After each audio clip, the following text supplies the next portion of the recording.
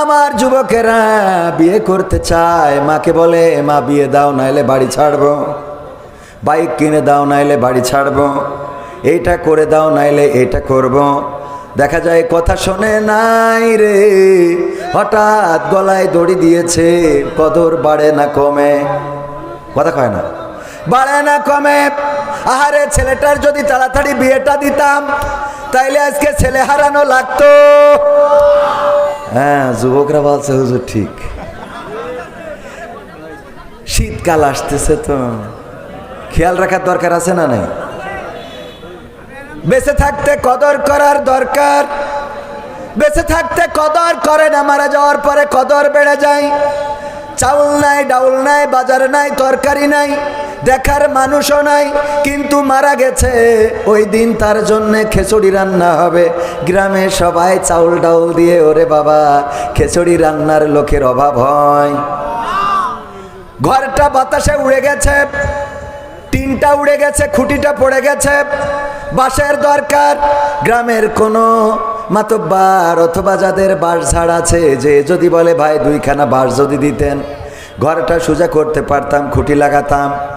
বাঁশ দিয়ে আর রাজি তেমন কেউ হবে না। কিন্তু যেদিন মারা যাবে রে, ওই দিন কবরের বাঁশ কারোর অভাব হলো, হয়েছে। যদি জামা খোঁজেন, কত মানুষ ঈদের জামা পায় না, কত মানুষ ঈদের দিন পুরাতন জামা গায়ে দিয়ে ঈদের নামাজ পড়ে। সামনে আসছে শীতের দিন, শীতের পোশাক পাবে না। কত শিশু, কত সুবিধা বঞ্চিত মানুষ, কত অভাগী, কত হতভাগা। শীতের দিন গায়ে দেওয়ার মতো কম্বল নাই, জামা নাই, সোয়েটার নাই, কোট নাই, এটা দেওয়ারও মানুষ খুঁজে পাওয়া যায় না। কিন্তু মারা যাওয়ার পরে কাফনের কাপড়ের অভাব আজ পর্যন্ত কাউরে হইতে দেখি, হয়েছে। তাইলে মারা যাওয়ার পরে কদর আছে না নাই? অথচ বেঁচে থাকতে যদি এই মানুষগুলোর পাশে দাঁড়াতেন, বেঁচে থাকতে যদি এই মানুষগুলোর একটু যত্ন নিতেন, তাইলে হয়তো আরো দুইটা দিন একটু ভালোভাবে বাঁচতে পারতো, ঠিক না বে ঠিক? সুতরাং অভাবী, দুঃখী, মেহনতি যারা আছে তাদের পাশে দাঁড়ানোর দরকার আছে না নাই? দাঁড়াতে রাজি আছেন? রাজি আছেন? এটাই হলো আমার প্রথম গানের শিক্ষা। যেহেতু আমি এখানে আকর্ষণ বেশি আলোচনা না করাই উচিত, যতটুকু পারি। আকর্ষণ মানে তো প্রায় জায়গায় বলি, আকর্ষণ তো বোঝেন। মিরপুর চিড়িয়াখানা আছে না? এই চিড়িয়াখানায় বাঘ, ভাল্লুক, উল্লুক এগুলো যদি না থাকে কেউ যাবে? তো চিড়িয়াখানা আছে কিন্তু বাঘ ভাল্লুক নাই, সেখানে যাবে না তো কেউ।